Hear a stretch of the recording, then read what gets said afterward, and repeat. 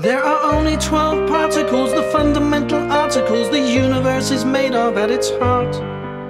Nature likes to rearrange her charm and something else quite strange from top to bottom, up or down, and that's the quark. With leptons like electrons, tauons, muons, and 3 more neutrino variations making up the final score. But then there is some more. It's the bosons that are mediating, particles that are creating forces, nuclear both strong and weak. The gluons in the proton and the neutron, but the W and the Z ones are decaying as we speak.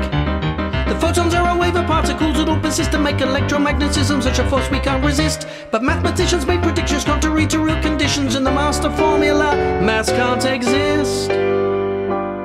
So the scientists began to think of every single causal link that might explain the missing mass they sought.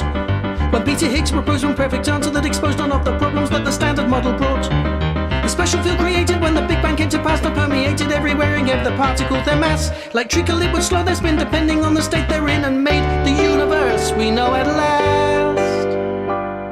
Now the Large Hadron Collider is a chance to look inside a world the human eye has never ever seen. By smashing protons fast together, scientists determine whether Higgs was right and what that all might mean. But the world must hold its breath until the experts can reveal if his theory is correct and thus Higgs boson is quite real. Then that would be ideal.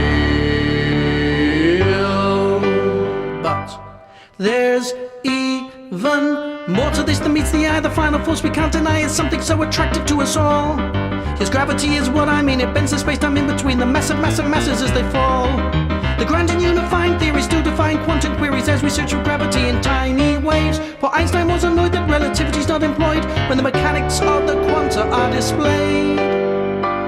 So the search continues day and night to find a formula to write that can deliver what we hope's the final proof. Joining everything together, one equation for forever, giving us the universe so true.